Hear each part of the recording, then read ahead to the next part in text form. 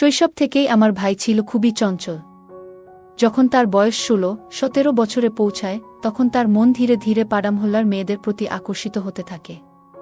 ভাইয়ের নাম ছিল অভিজিৎ, কিন্তু পাড়ার সকলে তাকে আদর করে অভি বলে ডাকত।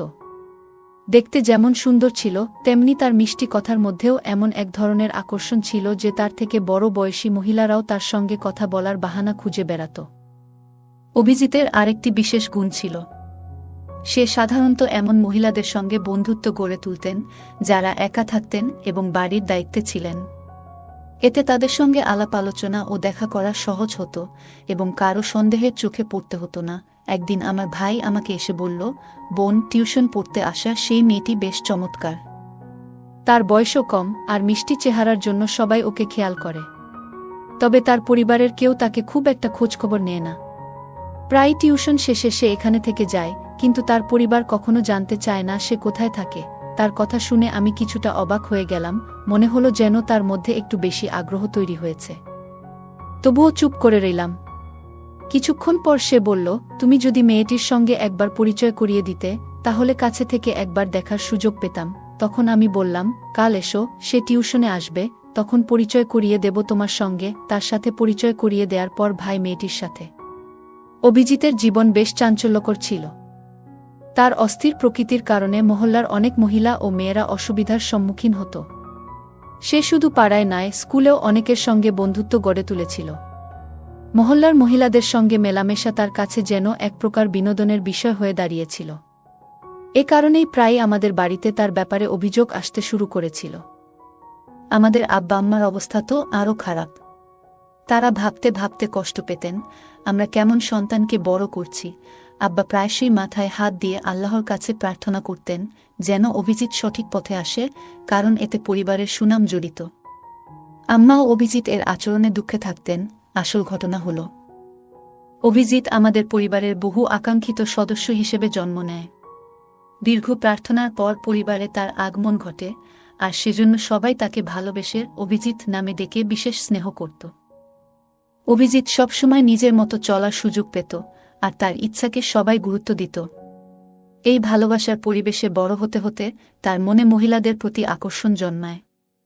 বিশেষত তার চেয়ে বয়সে বড় মহিলাদের প্রতি তার বেশি আগ্রহ ছিল। অভিজিৎ প্রথম এই আচরণ প্রদর্শন করে যখন তার বয়স ছিল ১৪ বছর।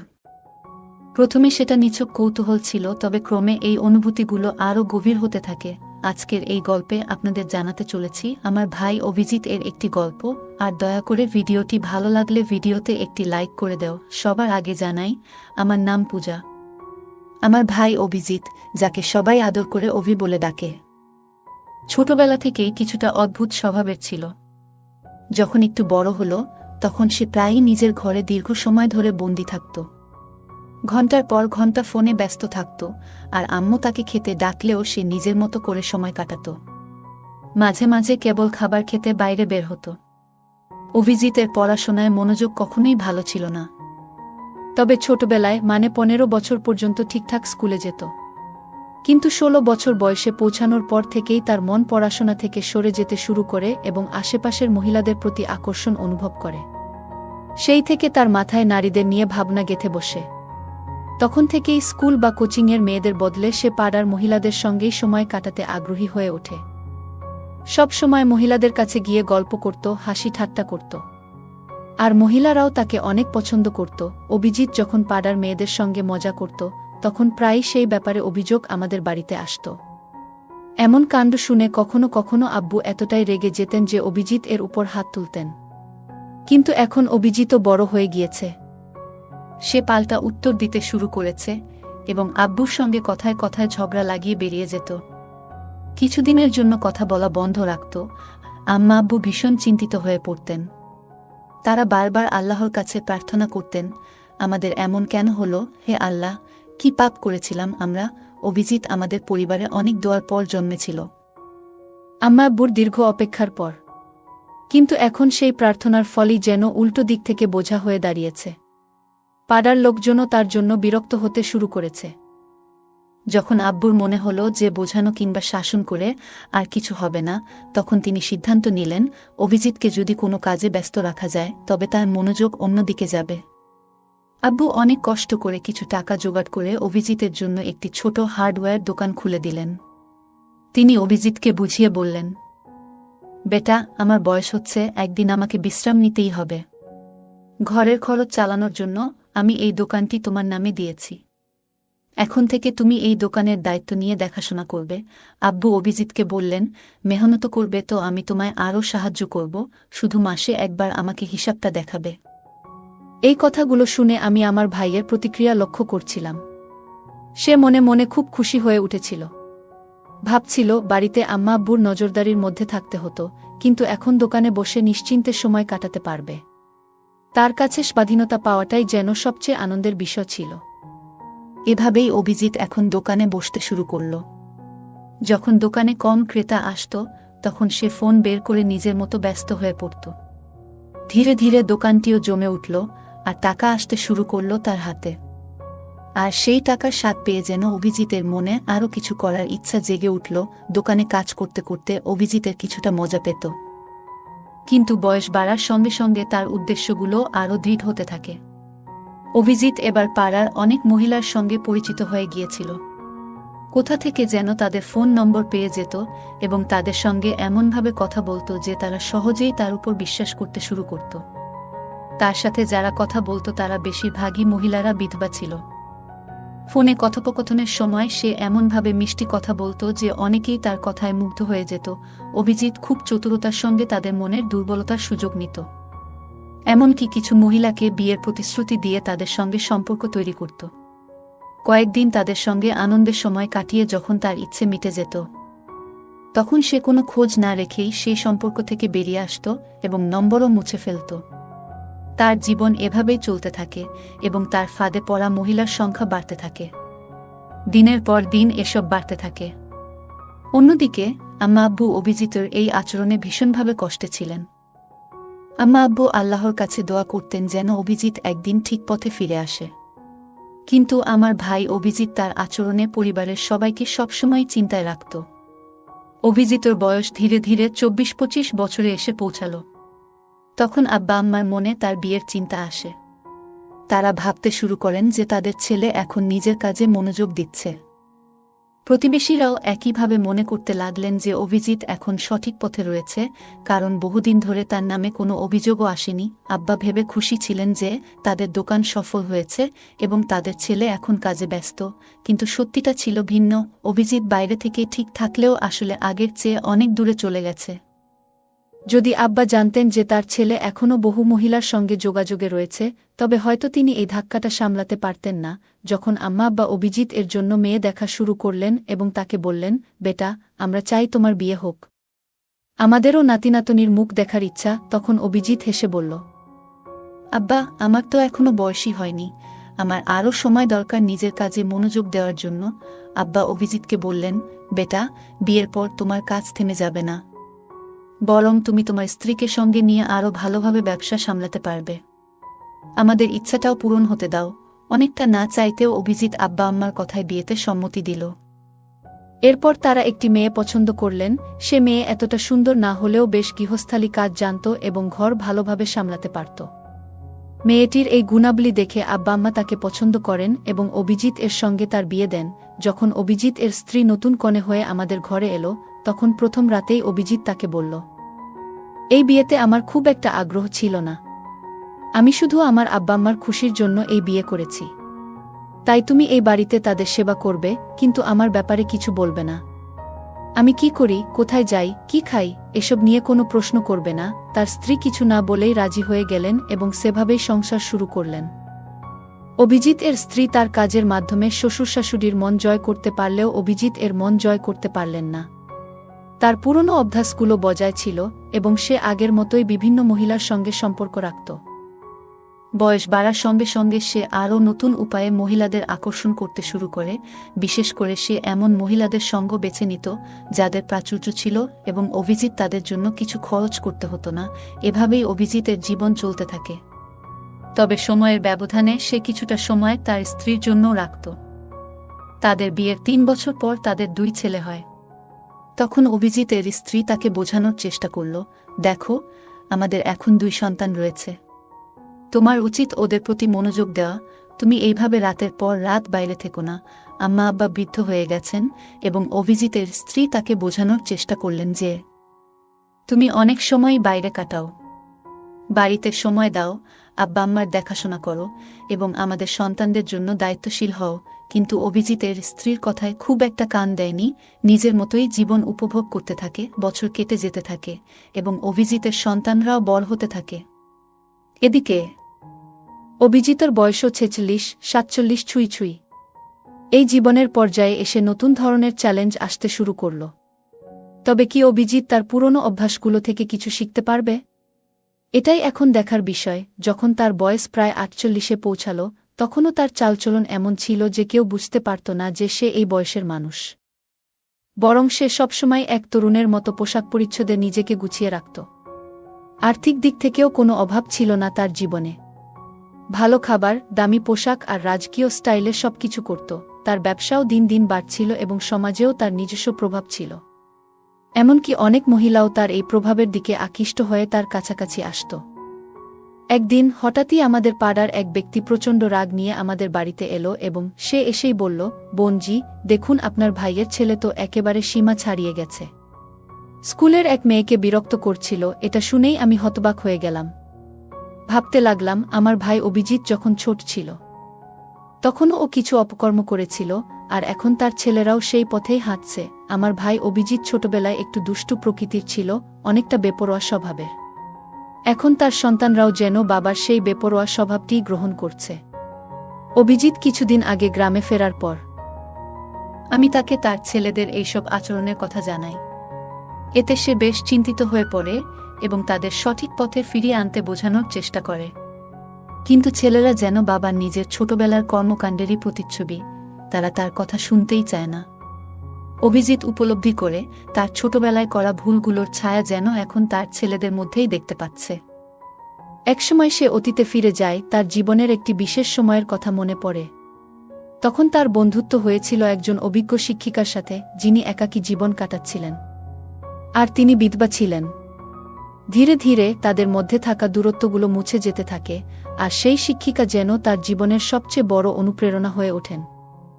একদিন গল্প করতে করতে সেই শিক্ষিকা হঠাৎ জানতে চান, তোমার কি আগে কখনো এমন অনুভূতি হয়েছে কারো সঙ্গে? আমার আগে আমার ভাই তার পুরনো অভ্যাসে ফিরতে শুরু করল। একদিন সেই মহিলা তাকে বলল, তোমার তো পরিবার আছে, স্ত্রী, সন্তান, আর অন্য কোনো সম্পর্ক তো নেই, তাই তো? আমার ভাই তখন মৃদু হাসি দিয়ে বলল, না না, আমি তো কোনো অন্যরকম সম্পর্ক রাখি না। এই কথা শুনে সেই মহিলা একটু চিন্তায় পড়ে বললেন, তাহলে অবিবাহিত কারো সাথে কখনো এমন কিছু করনি? ভাই তখন নিজের নিরীহ ভাব ধরে বলল, না, একদমই না। কিন্তু সেই মহিলা তার মিথ্যা বুঝে ফেললেন। এরপর কিছুক্ষণ চুপ থেকে বললেন, আমার কাছে এক মেয়ে টিউশনে আসে, দেখতে খুব সুন্দরী, তোমাকে ওর সাথে পরিচয় করিয়ে দেব। ভাই প্রথমে একটু অবাক হলেও মনে মনে খুশি হতে লাগল। সে ভাবল, কেন এই মহিলা এমন প্রস্তাব দিচ্ছেন? মনে মনে দ্বিধায় থাকলেও রাজি হয়ে গেল। মেয়েটির নাম শুনে তার চোখে এক অদ্ভুত আনন্দ ফুটে উঠল, কারণ কম বয়সী মেয়েদের দিকে তার একটু বেশিই নজর থাকত। একদিন আমার ভাই আমাকে বলল, বোন, সেই মেয়েটি খুব সুন্দর, ছোট্ট বয়সের মিষ্টি চেহারার। ওর পরিবারও ওকে তেমন একটা খেয়াল করে না। সে যখন টিউশনে আসে প্রায় রাতে থেকে যায়, অথচ ওর পরিবার থেকে কখনো জানতে চায় না সে কোথায় থাকে।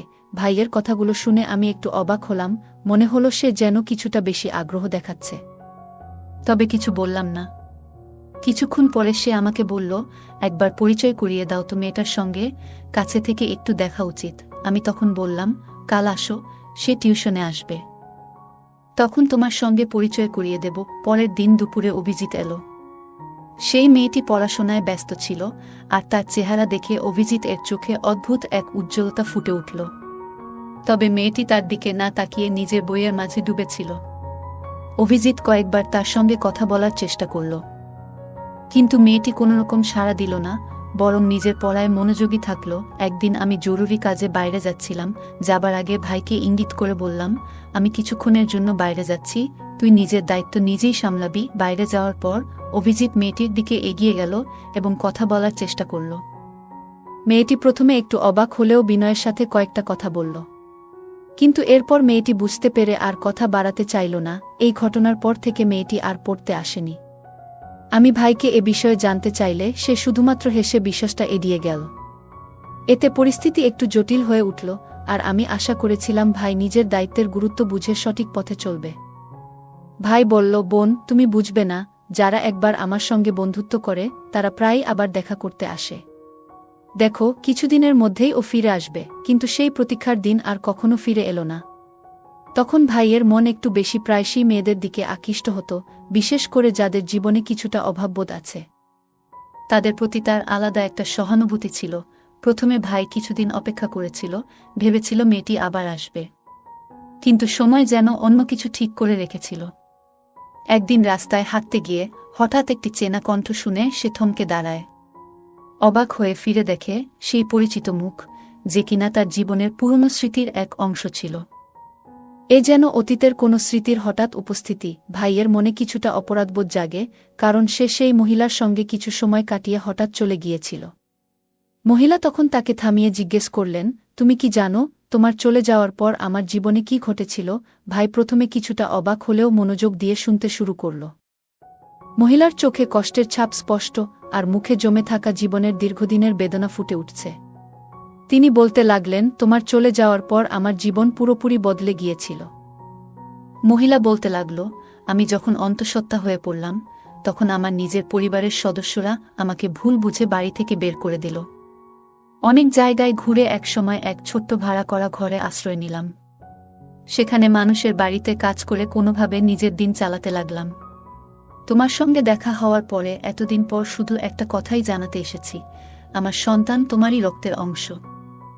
ভাই এই কথা শুনে যেন স্তব্ধ হয়ে গেল। সে হতবাক হয়ে বলল, কিন্তু কি প্রমাণ আছে যে সে আমার সন্তান? তখন মহিলা বলল, যদি বিশ্বাস না হয় তাহলে সন্তানের ডিএনএ পরীক্ষা করিয়ে দেখো, সত্যি নিজের চোখেই দেখবে। কথা মতো মহিলা তার সন্তানের কিছু নখ কেটে নিয়ে এলেন এবং ভাইকে দিলেন। ভাই তার হাতে সেই প্রমাণ নিয়ে পরীক্ষার জন্য বেরিয়ে পড়ল। কয়েকদিন পর পরীক্ষার রিপোর্ট এলো এবং দেখা গেল মহিলার কথাই সত্যি। রিপোর্টে স্পষ্ট ছিল যে সেই সন্তান ভাইয়েরই। এই সত্যটা জানার পর ভাই নিজের ভুল বুঝতে পারল, কিন্তু তখন আর কিছু করার সময় ছিল না। এরপরের কয়েক মাস ভাই বারবার মহিলার কাছে গিয়ে প্রার্থনা করল যেন তাকে একবার সন্তানের সাথে দেখা করতে দেওয়া হয়। প্রথমে মহিলা রাজি হননি, কিন্তু প্রায় 1.5 মাস পর তিনি ভাইকে তার বাড়িতে ডেকে নেন। সন্তানের ঘরের দিকে ইশারা করে বললেন, যাও তোমার সন্তানকে দেখো। ভাই শিশুটিকে কোলে নিতে চাইলে মহিলা তাকে সন্তানের কাছে নিয়ে গেলেন। তার চোখে কষ্টের ছাপ ছিল। তিনি বললেন, আমি এতদিন একাই এই শিশুটিকে বড় করেছি। ও আমার একমাত্র সহায়। কিন্তু তুমি এসে আমাদের জীবনটা এলোমেলো করে দিয়েছ। এ কথা বলে মহিলা চলে গেলেন। বাচ্চাটি তখন অসুস্থ ছিল। টাকা না থাকায় তাকে ভালো কোনো চিকিৎসা করাতে পারেনি। ভাই মনে হলো যেন পায়ের নিচের মাটি সরে গেছে। শিশুটিকে বুকে জড়িয়ে ধরে সে দ্রুত হাসপাতালে নিয়ে গেল। ডাক্তার পরীক্ষা করে বললেন, শিশুটি মানসিক আঘাতে আছে। তার স্মৃতিশক্তি দুর্বল হয়ে গেছে এবং কিছুটা মানসিক ভারসাম্য হারিয়েছে। সে কখনো পুরোপুরি সুস্থ হবে কিনা বলা যাচ্ছে না।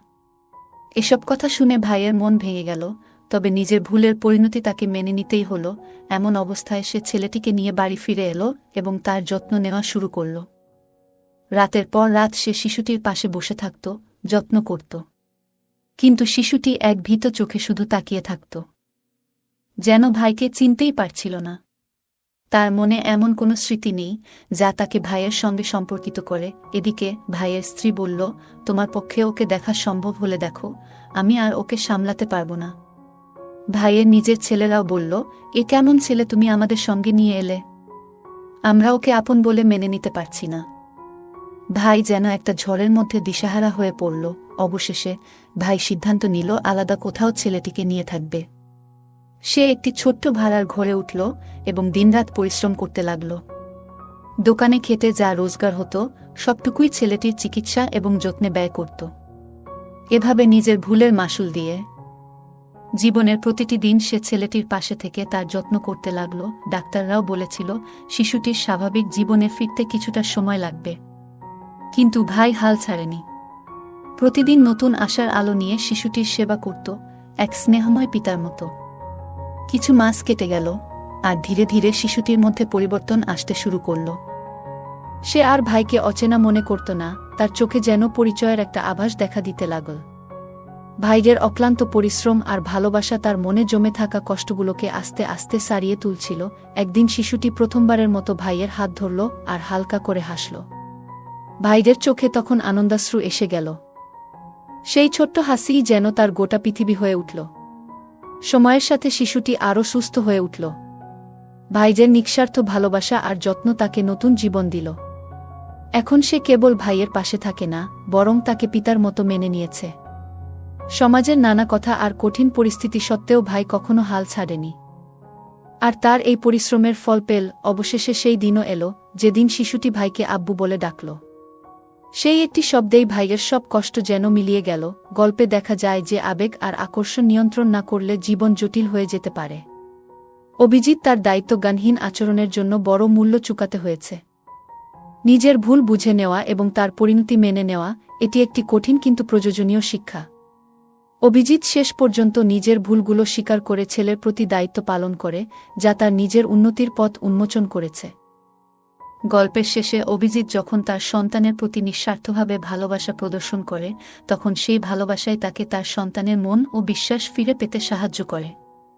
এটি প্রমাণ করে যে ভালোবাসা এবং যত্ন প্রায়শই কঠিনতম পরিস্থিতিতেও পরিবর্তন আনতে পারে। অভিজিৎ তার ভুল বুঝে এবং একাকী কষ্ট ভোগ করলেও তার পরিবার, বিশেষত ভাইয়ের মতো কেউ পাশে থাকলে জীবন আরও সহজ হতো। পরিবারে ভালোবাসা এবং সমর্থনের গুরুত্বকে এই গল্পটি খুব সুন্দরভাবে তুলে ধরে। অভিজিতের জীবনের চঞ্চল স্বভাব এবং নিয়ন্ত্রণহীন আকর্ষণ তার জীবনে বিপর্যয় ডেকে আনে। গল্পের শুরুতে দেখা যায় তার অস্থির স্বভাবের কারণে সে প্রায়শই ভুল সিদ্ধান্ত নিয়ে বসে, যার মধ্যে তার পরিবারের প্রতি দায়িত্বের ঘাটতি স্পষ্ট। অন্যদের জীবনে ঢুকে পড়া এবং নিজের আকর্ষণকে সঠিকভাবে নিয়ন্ত্রণ না করার জন্য শেষ পর্যন্ত তার নিজের জীবনই ধ্বংসের মুখে পড়ে। এটি শেখায় যে আমাদের আবেগ এবং দায়িত্বের মধ্যে ভারসাম্য বজায় রাখা কতটা জরুরি, কারণ অসচেতনভাবে নেওয়া সিদ্ধান্ত আমাদের এবং অন্যদের জীবনকেও ক্ষতিগ্রস্ত করতে পারে। বন্ধুরা, যদি এই গল্পটি ভালো লেগে থাকে তাহলে দয়া করে ভিডিওটি লাইক করুন এবং আমাদের চ্যানেলটি সাবস্ক্রাইব করুন। পাশে থাকা বেল আইকনটি প্রেস করুন, যাতে করে আমরা যখনই নতুন ভিডিও আপলোড করি তার নোটিফিকেশন সবার আগে আপনার কাছে পৌঁছে যায়। ধন্যবাদ। দেখা হবে আমাদের পরবর্তী ভিডিওতে।